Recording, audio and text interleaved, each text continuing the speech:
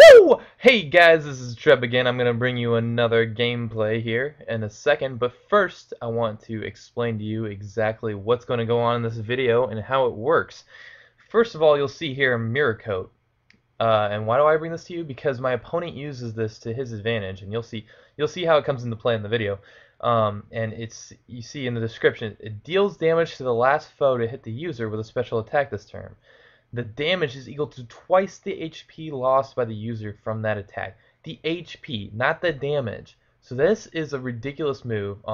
If the Pokemon is bulky, this move can turn around and just hit you hard. And that's what this guy's going to use to his advantage. It's a -5 priority, so it's pretty much always going to be like a retaliation type move. It's special damage, but it's only if it's a special attack. So if you were to hit him with a physical attack, you don't even have to worry about it. This would be completely ineffective. It won't even hit you. But let's get right to the battle right here. Let's get it going. All right, you'll see here that his team is made up of.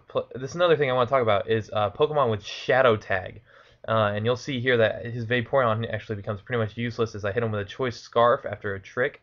So that gives him my Choice Scarf, and I get his Focus Sash is what he had. But yeah, see, so he's poisoned.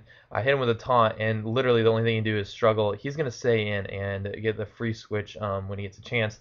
So I'm just going to go ahead and talk about Shadow Tag as well. Shadow Tag is an ability, and what it does is, I'm going to go into normal so it doesn't go too quickly.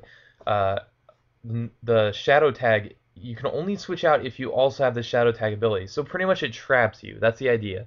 I hit him with a switch right here because I wanted to give him a Focus Sash and make it pretty much useless. I thought he might be Choice Banded, but no, he actually has a Focus Sash as well. I go into Torkoal because I figure, okay, he's a completely defensive wall on top of Heracross 4 times weak to his Lava Plume. But he actually can 3 OHKO me, 3 HKO, I guess it would be 3-hit KO. And I just wanted to set up those Stealth Rocks, break any sashes or anything that comes in that's important, and I actually go ahead and let him fodder out. So in comes Garchomp, and Garchomp's gonna bring him down to 3% HP with that Dragon Claw, and he's gonna die with a rough skin, but unfortunately Garchomp also dies. So then I bring in Lilligant, and Smeargle comes in, so I immediately think Spore. I need to get the fuck out of here. So I bring in Lantern because he's the one that can rest. Oh yeah, by the way, this is OU battle. So there are actually some Pokemon from another tier on this team, which is kind of what I like to do. He brings Wobbuffet, which actually has U-turn on it, which I don't normally see. It comes back into Smeargle, and I'm like, all right, so here comes a Spore. I gotta get out of here. I don't want to lose my big bulky dragon. And he doesn't do that. He actually brings in Sketch. And then he goes for the Ingrain. I'm going to stay in. I'm just going to hit him with Scald, see what he does. He actually gets I get the burn here. It's not hugely important, but it will bring him down. He's pretty much useless now. He will die on switch in. But he actually switches out to Wynot, who also has Shadow Tag. This is one of the Pokemon that has Shadow Tag on his team. If you can see there, he has Wobbuffet and Wynot, and they both have Shadow Tag, which makes it kind of annoying. I get the burn there, which is really nice, and he has Mirror Coat. So you see how much damage that did, and Lantern is specially defensive. So that gives you an idea. I mean, it's a special defensive tank, and he just takes a hit. I can't switch out here, so I have to pretty much just try and finish him off, which is he's pretty much done. I'm gonna go to sleep because I know he's gonna go for another Mirror Coat. But he actually hits me with an Encore, which is really annoying, because now I can't do anything with this Lantern. I'm not going to try and switch out because I'll reset his sleep turns. He's going to go to Destiny Bond because he's going to die this turn, but, I mean, I won't go down with him. I'm not sure what the thought process was behind that, but it doesn't matter. He goes into Smeargle, who's going to set up another Ingrain. He had just enough health to survive one turn. See, he goes all the way down to 2. And Lantern's going to finally wake up. He's going to Baton Pass out. So Wobbuffet can't be knocked out. He can't get knocked out with a Roar. He can't. That's what Ingrain does. He'll actually get some nutrients, so a little bit of extra health from the Ingrain. So I'm stuck. Lantern's in, and he's just going to Mirror Coat me. Look how much damage that does. It's ridiculous. And I'm hardly doing anything to him. So yeah, I'm gonna go ahead and Scald again. This is actually in a tournament. This is one of the things I was gonna talk about. I like doing tournaments. They're competitive. I'm really competitive, and I'm trying to be the best at whatever I do. I kind of get obsessed with it, and so I get into a tournament. I can't get a Scald burn for the life of me. I mean, Lantern is pretty much done. I can't do anything about it. So he's gonna take my Lantern out on this hit. The Miracote, still no Scald. Or burn hacks. I feel like it's pretty even on the burn hacks. It's 30%. See, even said nothing doing with a burn. In comes Lilligant, and I feel like I can actually do some damage with this Lilligant, and he's going to hit me with an Encore, which I'm okay with because the only things he has are U-Turn and Miracle that can actually hit me. U-Turn's not going to kill me. It's going to do a lot of damage because Lilligant's a grass type. But he's going to go see Miracle. I don't understand why he Miracle there, because I'm stuck in an Encore. So all I can do is just bulk up, uh, and I'm gonna go. I had to do it one more time, so it lasts 3 turns. He's still ingrained. I'm not sure if I don't know if he can switch out with an ingrain himself. Well, anyways, so I go for the sleep powder. I'm like, yes, I got him asleep. Now I can, finish off this game.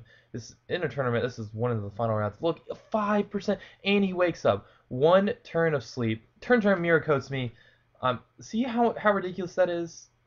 I was 3 times specially defensive. He was asleep, down to 5%, and he wakes up. Karam comes in. He's actually OU, believe it or not. He's not a Uber. I think it's mostly because of the fact he's not that fast, and he can take a focus blast like a champ. He'll knock out this Zorork real quick with a Dragon Tail, and this forces the switch.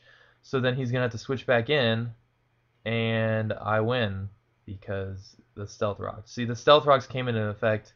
I basically won the game because of them. And that was the GG. It was a really good game, so a 1-0 victory, and I think this was in the semifinals. So this put me into the final round of the tournament, and I think I ended up losing that round. I think this is exactly what happened actually. I went in with a completely different team because I had people watching this game. I think it was ISU Pats. You can see there he left at the end. I think he was watching this game. I didn't want him to know my set going in, so I used a different team, and it wasn't a team that was really that great. I mean, it was an okay team. It's kind of like a stall tactic team with Sandstorm on it, like Showdown, and I mean the whole idea is just set up a bunch of hazards and just stall it out. So I ended up using that team and I lost, which is okay. I actually do pretty well in the tournaments. But yeah, like I said, I really don't like losing, and when so Pokemon can be frustrating from time to time when you get those hacks or critical hits, whatever. I mean, it can get me frustrated, but it's whatever. This was a great gameplay, and you should leave a like if you enjoyed it, and check out any other videos if you haven't seen the videos. I'm going to be putting out more. I think this is my last one for today. Maybe I might do one more, but I'm just trying to get playing videos out there to get my name out there, get things going.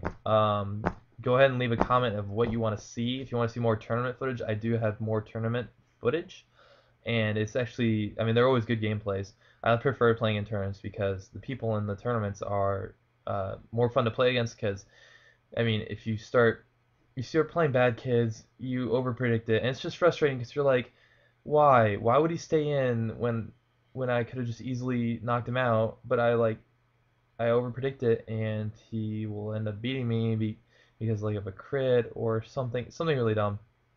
Just because I overpredict things, and because I'm assuming that they know that I have an advantage in one way or another. I don't know. It's hard to explain. You'll see. I might upload some videos against some bad kids just to show you what I'm talking about. But yeah, leave a like if you did like it. Subscribe if you want to see more. And I'll see you guys later. Bye.